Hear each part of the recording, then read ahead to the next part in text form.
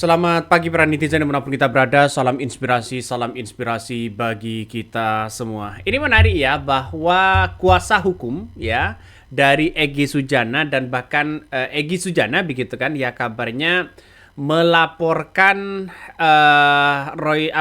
kuasa hukum Roy Suryo yakni Ahmad Khozainuddin dan Roy Suryo kabarnya begitu ke Polda Metro begitu. Ada apa di balik ini semua? Nah, ini kan mengejutkan sekali. Sejak awal memang kalau kita lihat bahwa dua orang ini sebenarnya kan bersatu begitu, menggaungkan bagaimana soal dugaan ijazah palsu begitu kan. Tapi sekarang berpecah kongsi. Ada apa? Ada apa ini kok berpecah kongsi? Ya, ini kan perlu dipertanyakan juga. Kenapa kok bisa melaporkan kuasa hukum Roy Suryo dan sebagainya begitu? Kabarnya melaporkan soal dugaan ya pencemaran nama baik atau fitnah begitu kan ya terhadap apa yang kemudian dilakukan oleh kuasa hukum dari Egy Sujana dan sebagainya. Dan saya kira melihat dengan hal-hal seperti ini justru pada hakikatnya orang-orang melihat bahwa wah jangan-jangan ini sudah pecah kongsi. Ada yang kemudian tergiur ya dengan soal perdamaian. Ada yang tidak sama sekali soal itu begitu. Ya, bisa saja hal-hal seperti ini iming-iming itu banyak begitu kan ya, bisa berupa A, berupa C, B, berupa C, C dan sebagainya. Artinya bisa saja ini adalah pecah kongsi begitu kan. Nah, yang begitu mengejutkan sekali ya kenapa ya kuasa hukum dari Egy Sujana ini melaporkan Khozainuddin. Kalau memang tidak mampu bernarasi dan menjawab tantangan yang kemudian muncul, maka kemudian ya tidak usahlah melapor seperti itu begitu. Ini surat kuasa laporannya dari Bang Egy langsung yang buat LP. Ini LP Pak DHL. Pada malam hari ini LP-nya dapat diterbitkan. Yang dilaporkan cuma 2 tentang yang disampaikan KUHP lama, KUHP baru, tapi terjadi KUHP Solo untuk membeli pejuang menjadi pengkhianat. Ya, kenapa? Karena pada hakikatnya seseorang kalau melapor itu justru itu akan menjadi dampak negatif kepada demokrasi kita. Demokrasi modern kita itu mengajarkan bagaimana kita itu beradu argumentasi. Itulah demokrasi yang sehat. Kalau toh pada hakikatnya dikit-dikit lapor, ada apa? Ya, mungkin sudah kecanduan dengan termol begitu. Dikit-dikit lapor dan sebagainya. Ini kan pada akhirnya orang kan berbicara soal eksistensi begitu kan ya, soal bagaimana ijazah yang sebenarnya. Bukan desain ya, bukan setting sana sini. Beda dengan para termol begitu kan ya. Disetting dulu ya, ada sutradaranya dulu begitu kan ketika mau datang ke junjungannya. Tiba-tiba dapat kaos. Sandiwaramu begitu hebat sehingga orang melihat kamulah yang paling benar. Settinganmu begitu rapi sehingga orang melihat kamulah yang. Ini kan pada akhirnya ngeri-ngeri cenda bos. Ya, kok bisa-bisanya begitu kan ada menyeting seperti itu. Jangan-jangan begitu kan. Jangan-jangan Ibu Teti itu begitu kan ya, kuasa hukum dari Egy Sujana bisa saja ini hanya menjadi gertakan saja kepada ya kuasa hukum dari Roy Suryo dan sebagainya. Nah, salah satu yang kemudian melaporkan juga itu dari Damai Hari Lubis ya, juga melaporkan pengacara Roy Suryo, yakni Ahmad Khozainuddin ke Polda Metro Jaya. Nah, Ahmad Khozainuddin ini dinilai tak menghargai dan menyudutkan upaya ya restoratif justice atau RJ atas kasus ya ijazah Jokowi atau Jokowi begitu kan, Joko Widodo melalui pernyataan-pernyataannya. Nah, dia melaporkan ya akibat satu begitu kan ya, seolah-olah tidak menghargai apa yang kemudian disampaikan yang dilakukan oleh perdamaian itu begitu. Kami atas nama keluarga dan pengacara Egy Sujana akan melaporkan saudara Kozinudin dengan fitnah yang dahsyat dan luar biasa. Dengan statement saudara, apakah saudara dapat mempertanggungjawabkan bahwa pejuang telah menjual menjadi pengkhianat? Ini luar biasa, ya. Kalian sudah terlalu mengada-ngada. Kalau kau paham hukum, Kozinudin, kau jangan berpidato, ya. Kau edukasi aja hukum yang melekat pada klienmu. Jangan hanya pidato melebihi kepentingan klien kamu.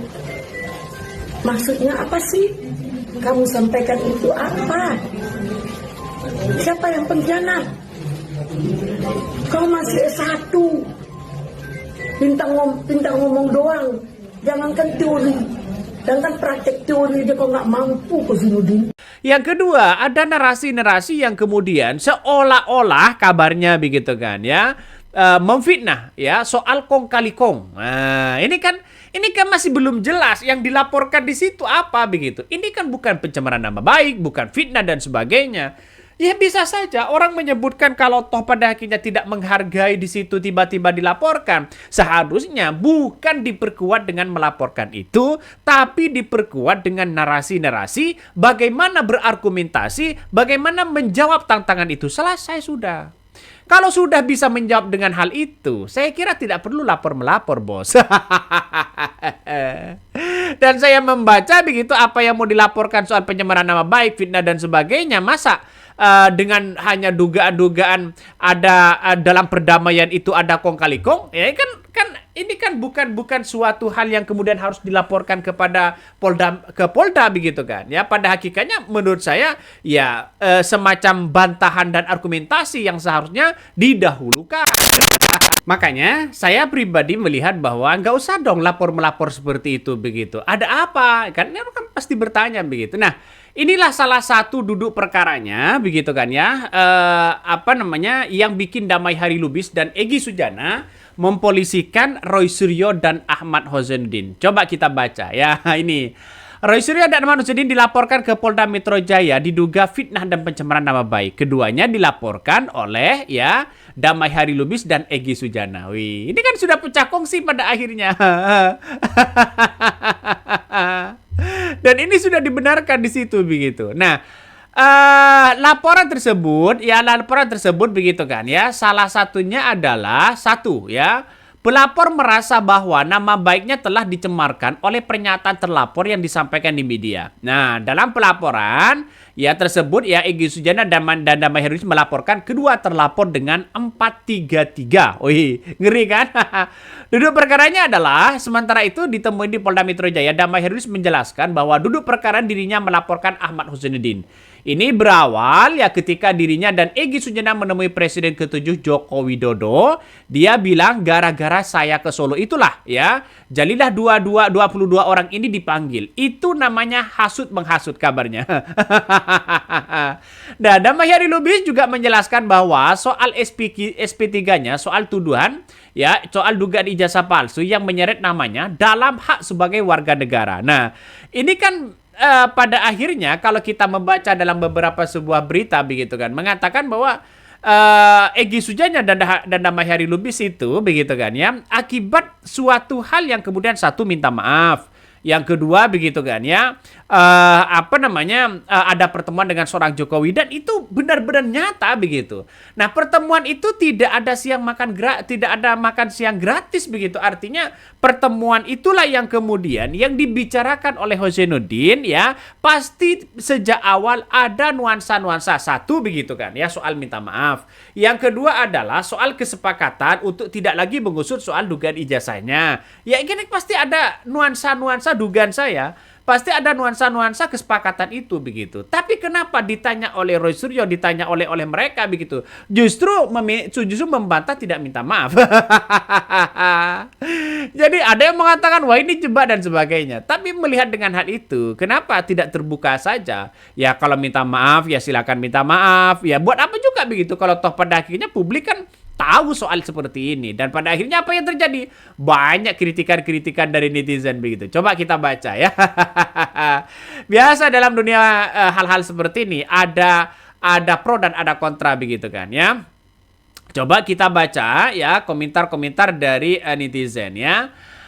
Tujuan Hozin dituntut biar nggak bisa membela Rizal, ya Rustam dan Kurnia dan Rosrio. Benar nggak seperti itu? Nah, kalau toh pada akhirnya ada jegal-menjegal seperti itu, saya kira jauh begitu kan ya. Pada akhirnya hal-hal seperti ini berujung pada adu domba. Ya artinya apa, Bang? Artinya apa? Ini kan Egy Sujana dengan Damai Hari Lubis dengan Roy Suryo ini kan sudah pecah kongsi sebenarnya.